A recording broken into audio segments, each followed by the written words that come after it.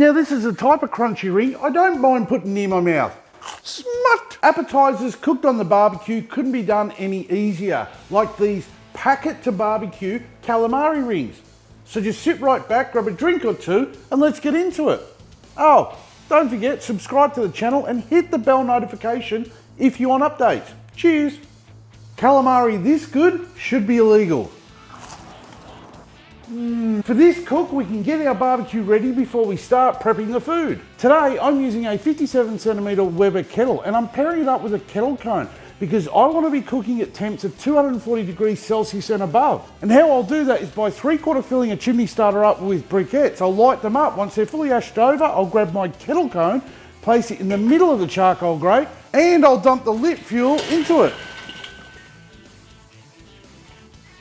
Ow. I'll carefully place the grill back in.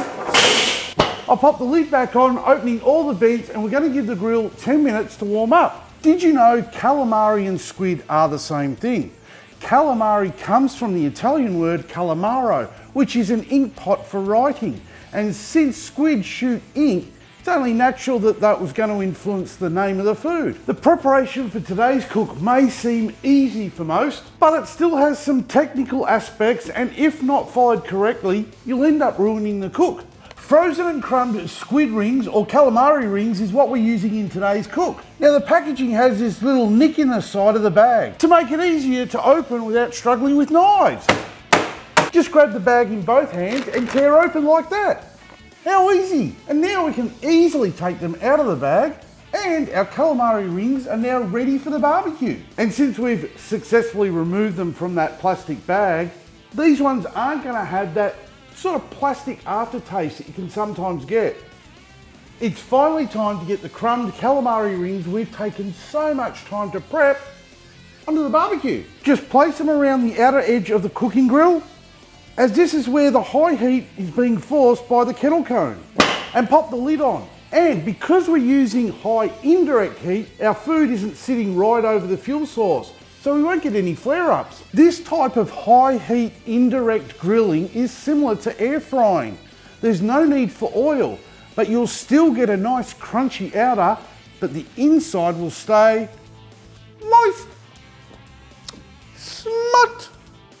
Holy water. If you didn't know, the Weber lid vent creates a hot spot as the cold oxygen is sucked in through the bowl vent up and around our food. It is then forced out through this lid vent. So to ensure an even cook, I've always recommended turning the lid vent 1/3 of the way every 10 minutes during the cook. Or don't turn your lid during the cook. What would I know? Burn all your food, make no friends. I don't know about you, but seafood shouldn't be served up plain. At the very least, you want to serve it up with some lemon wedges.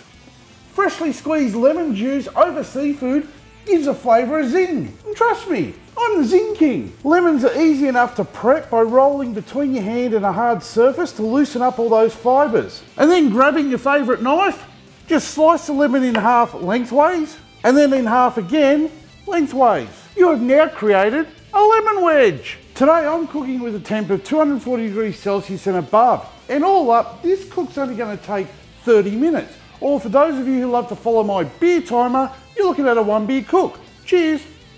Can you overcook calamari and ruin it? Of course you can. So my tip for today is don't do it. Simple. Smell that? The calamari rings are ready to come off the barbecue. How freaking good does that look? So crispy and golden. So just grab them off the grill, remembering they are going to be hot. So just let them cool for a minute or two. And then add the lemon wedges we prepared earlier and serve. Just remember to squeeze some lemon over them before eating for some extra zing.